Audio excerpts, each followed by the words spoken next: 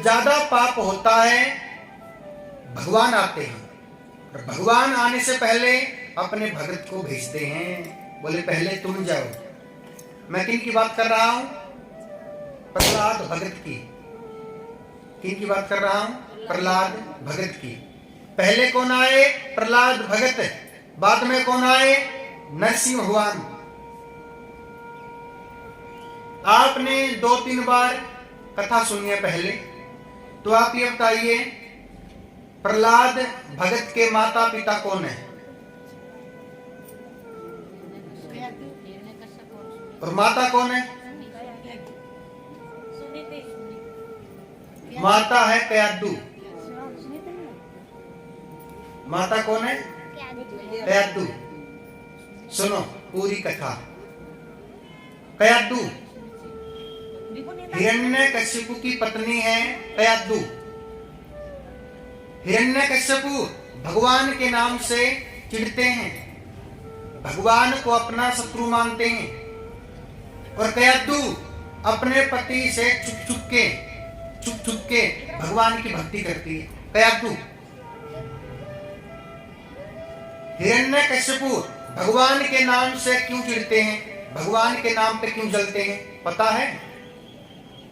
क्योंकि भगवान ने इनके भाई को मार दिया था, हिरण्याक्ष।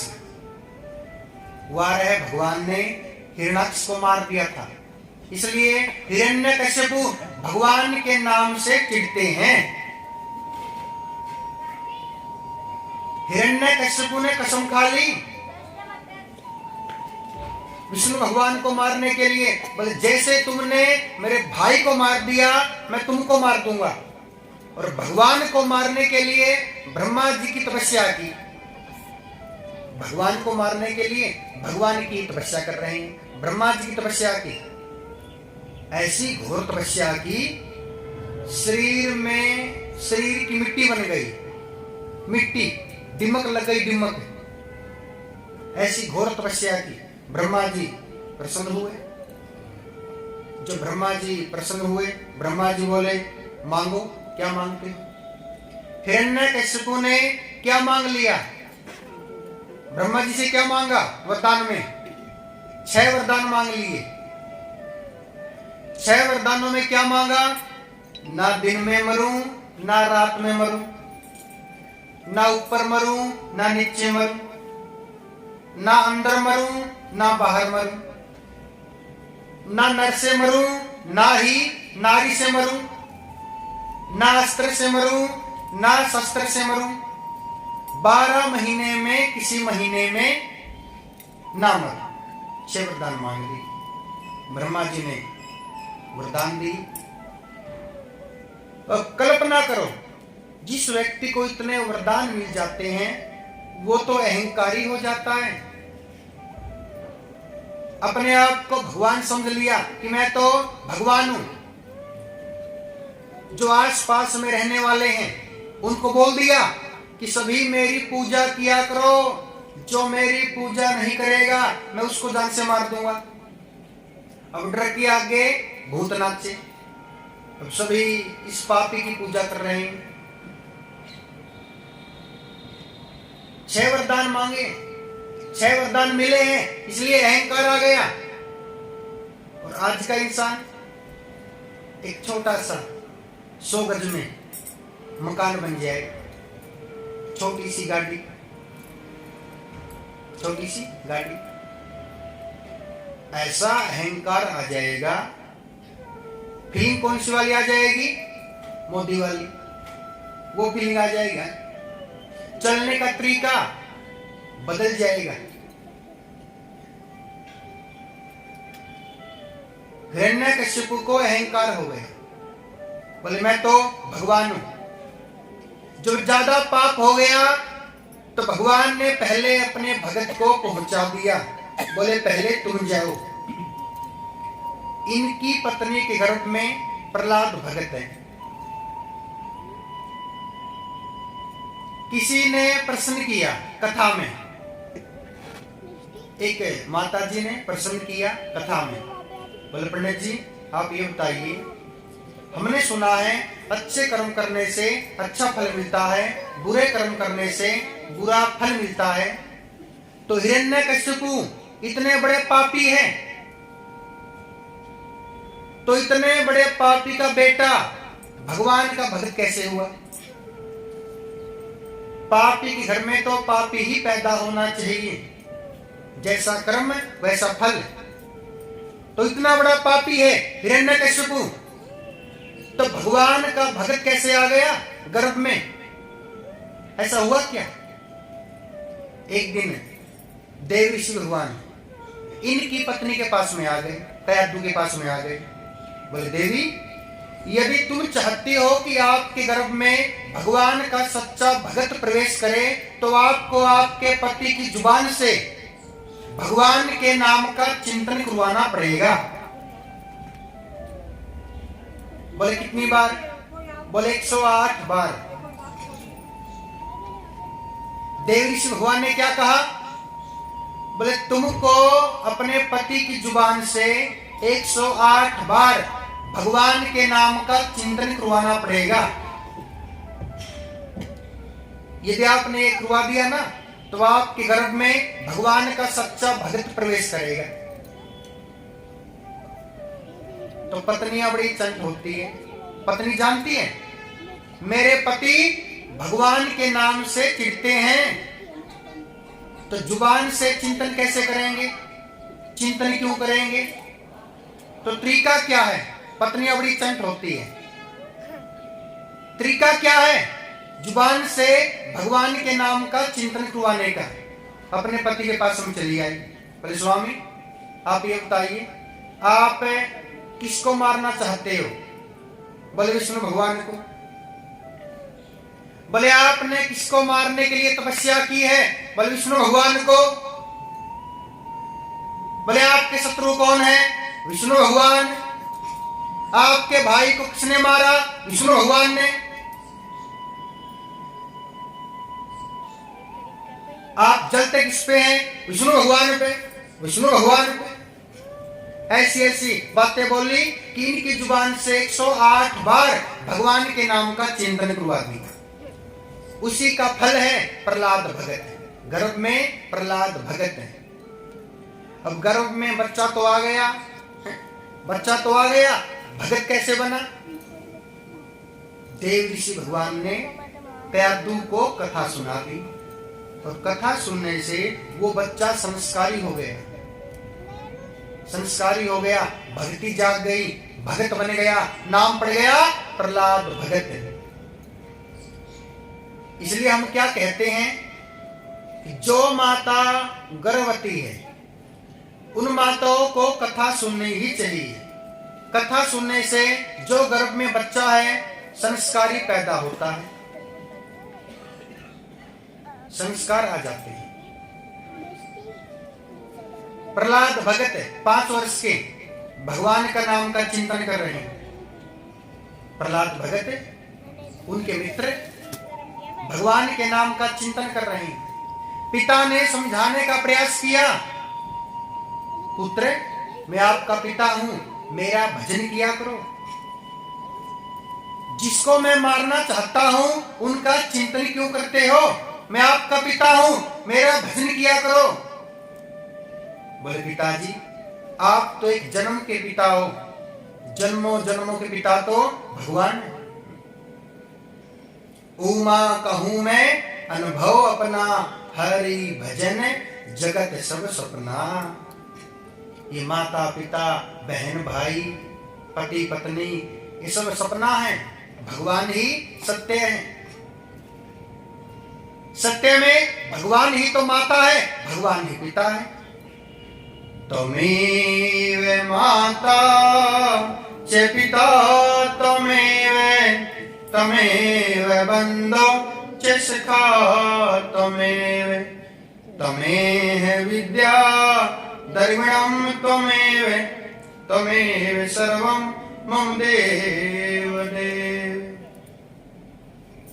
भगवान ही माता है, भगवान ही पिता है, भगवान ही सखा है, भगवान ही विद्या है, भगवान ही श्रेष्ठ है।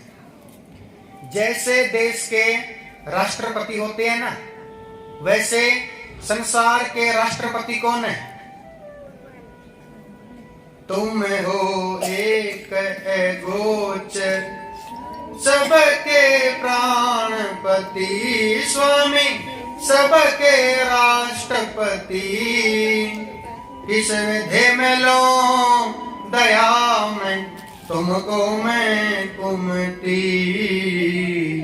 ओम जय जगदीश हरे। भगवान ही सब कुछ है। पिता ने समझाने का बहुत प्रयास किया, लेकिन जो भगवान के पीछे लीन हो जाते हैं उनको कौन समझा सकता है? जो भगवान के प्रेम में पागल हो जाते हैं उनको तो भगवान भी नहीं समझा सकते। जैसे गोपियां भगवान में लीन हो गई, ऐसा भगवान से प्रेम किया कि भगवान के प्रेम में बावरी हो गई। बावरी भगवान ने समझाने का प्रयास किया। गोपियों, 2 दिन की बात है, कन्हैया वृंदावन से चले गए मथुरा में। गोपियों को समझाने का प्रयास किया, बोले 2 दिन की बात है, वापिस आऊंगा। गोपियां नहीं समझी। गोपियों ने कहा कृष्ण की बात मानी। भगवान से जो प्रेम करते हैं उनको तो भगवान भी नहीं समझा सकते, ऐसे भगवान के प्रेम में लीन हो जाते हैं। ऐसे ही प्रहलाद भगत को मारने का प्रयास किया, जहर पिलाया। बार बार भगवान रक्षा कर रहे हैं, पहाड़ से नीचे गिरा दिया, भगवान ने गोद में उठा लिया। कई बार मारने का प्रयास किया, लेकिन बार बार भगवान रक्षा कर रहे हैं प्रहलाद भगत की। एक दिन इनकी बहन हिरण्यकश्यप की बहन आ गई। बहन कौन है? बहन कौन है? होलिका। होलिका नाम है बाद में पड़ा। होलिका नाम बाद में पड़ा। तो बहन आ गई, बोले भैया क्या बात है, बड़े उदास हो। बोले क्या करूं, प्रहलाद भगत को मारने का प्रयास कर चुका हूं, ये तो मरता ही नहीं है। बोले भैया आप चिंता ना करें, इसको आप नहीं मार सके, इसको मैं मारूंगी। बोले तुम कैसे मारोगी? बोले आप चिंता ना करें, मेरे पास में एक वरदान है। होलिका को एक वरदान मिला है। वरदान में क्या मिला है? लाल दुपट्टा। यदि होलिका लाल दुपट्टे को ओढ़कर अग्नि में बैठेगी, होलिका नहीं जलेगी। तो होलिका ने क्या किया? अपने चारों ओर अग्नि लगवा दी। दीप ज्योति परम ब्रह्मा, दीप ज्योति जनार्दन। अग्नि चल रही है। होलिका ने क्या किया? प्रहलाद भगत को अपनी गोद में बिठा लिया। सामने भाई खड़ा है। भैया चिंता ना करो, मेरे पास में लाल दुपट्टा है, मैं नहीं मरने वाली। पर ये प्रहलाद भगत है, जल के राख हो जाएगा। अग्नि चल रही है। ऐसी कृपा हुई भगवान की, ऐसा तूफान चला जो होलिका के सर पे लाल दुपट्टा है, होलिका के सर से उड़ गया, प्रहलाद भगत के सर पे गिर पड़ा। होलिका जल के राख हो गई, प्रहलाद भगत बच गए। बोलिए भगत और भगवान की जय। ऐसे भगवान रक्षा करते हैं अपने भक्तों की। ऐसी कृपा होती है भगवान की अपने भक्तों पे। होलिका पहले कौन थी? पहले नाम क्या था? सिंह का। पहले का नाम है सिंह का। जलने के बाद नाम क्या पड़ गया? होलिका। और तभी से ही होली का त्योहार शुरू हो गया। भैया को पता चला, बहन भी चली गई, बहन भी मारी गई। बड़ा गुस्सा आया। प्रहलाद भगत को महलों में लेके आए। बोले बुला ले तुम्हारे भगवान को, ना तो तुमको छोड़ूंगा ना तुम्हारे भगवान को छोड़ूंगा, बुला लो अपने भगवान को। बोले पिताजी भगवान को बुलाने की क्या आवश्यकता है, भगवान तो मेरे पास है, भगवान तो सच्चे भगत के कण कण में है, बुलाने की क्या आवश्यकता है, भगवान तो मेरे पास है। बोले कहां पर है? बोले यही है आसपास। एक पास में खंबा खड़ा है, खंबा। बोले क्या तेरे भगवान इस खंबे में है? बोले हाँ मेरे भगवान इस खंबे में है। खंबे को चोट मारी जोर से। भगत के विश्वास को बनाए रखने के लिए भगवान आते हैं, और भगत के विश्वास को बनाए रखने के लिए नरसिंह भगवान खंबे से प्रकट हो गए। बोलिए नरसिंह भगवान की जय। ऐसी कृपा। नरसिंह भगवान ने क्या किया? हिरण्यकशिपु को अपनी गोद में बिठा लिया। बोले मैंने सुना है तुमने ब्रह्मा जी से 6 वरदान मांगे थे। बोले हाँ। बोले बताओ तुमने ब्रह्मा जी से क्या वरदान मांगे थे? पहले वरदान में क्या मांगा था? ना दिन में मरूं ना रात में मरूं। नरसिंह भगवान बोले ना तो दिन है ना रात है, श्याम का समय है, जिसको कहते हैं सायंकाल। दूसरे में क्या मांगा था? ना ऊपर मरूं ना नीचे मरूं। नरसिंह भगवान बोले ना तो ऊपर हो ना नीचे हो, बीच में हो मेरी गोद में, यानी कि झंगा पे। तीसरे में क्या मांगा? तीसरे में क्या मांगा? ना घर के अंदर मरूं ना घर के बाहर मरूं।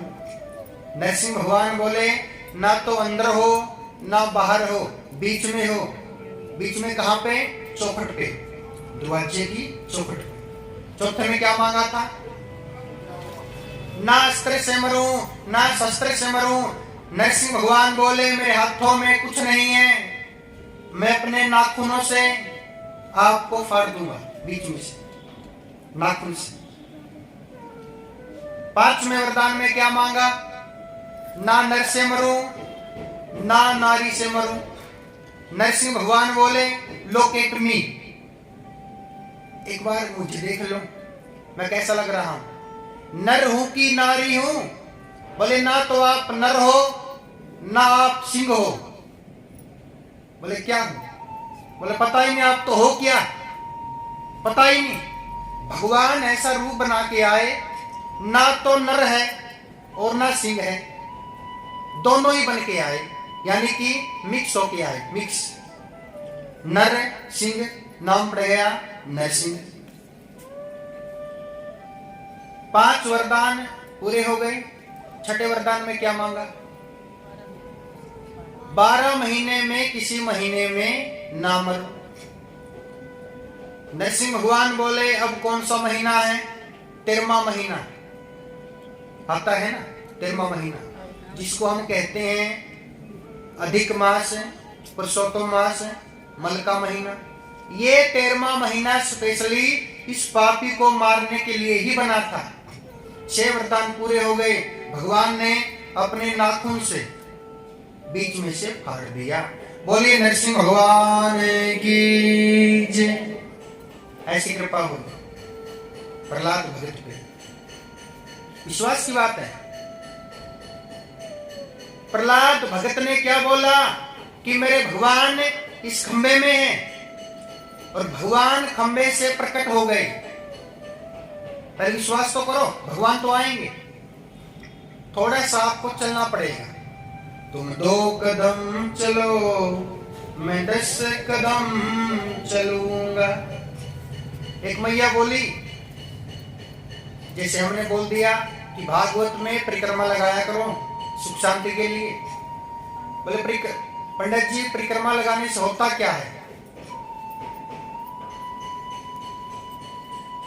मैं बोला मैया सुनो, यदि आप परिक्रमा लगाओगे विश्वास के साथ में, आपकी परिक्रमा पूरी हो जाएगी, तो आपको अपने आप ही पता चल जाएगा कि परिक्रमा लगाने के बाद होता क्या है। पहले आप परिक्रमा तो लगाओ, विश्वास तो है नहीं। वैसे क्या फायदा। थोड़ा सा चलो पहले भगवान की ओर। एक हास्य की बात है, 1 साल पहले की बात है, वहां कथा लगा रखी, एक मैया आ गई 60 साल की। बोले पंडित जी परिक्रमा लगाने का मन कर रहा है। और पंडित जी मेरे बस की बात नहीं है, 108 परिक्रमा लगाना मेरा मन कर रहा है कि मैं 11 परिक्रमा लगा लूं। मैं बोला मैया बड़ी अच्छी बात है, आप चल नहीं सकते, आपके पैर में दर्द है, आप कृपा करो आप 11 परिक्रमा लगा लो, कुछ तो लगाओ। तो माता जी ने जैसे परिक्रमा शुरू कर दी, 11 परिक्रमा लगाना चाहती थी, और ऐसी कृपा हुई भागवत की कि माता जी ने 108 परिक्रमा पूरी कर ली। 108 परिक्रमा पूरी हो गई और माता जी को पता ही नहीं चला, और मैं माता जी के सामने बैठा हूं। ऐसी कृपा हो। इसलिए माता जी ने क्या किया, 11 परिक्रमा लगाई, यानी कि 2 कदम चले माता जी ने भगवान की ओर, और भगवान ने लीला कर दी। भगवान चले माता जी की ओर 10 कदम, कहा तो 11 परिक्रमा और कहा 108 परिक्रमा।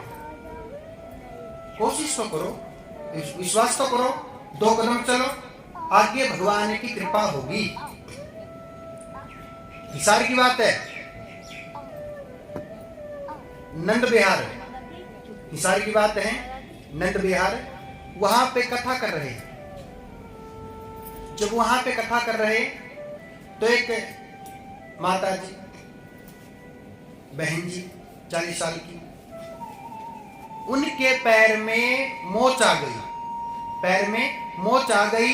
कथा से 15 दिन पहले, सुना ध्यान से, यही की बात है, हिसार की, आजाद नगर, नंद बिहार।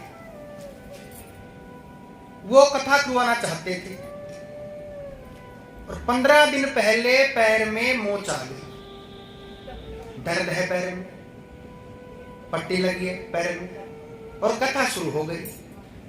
कथा के पहले दिन माता जी ने क्या बोला, बोले पांव ठीक हो गया, पट्टी खोल दिया, पट्टी खोल दी, और 7 दिन भागवत में नृत्य किया।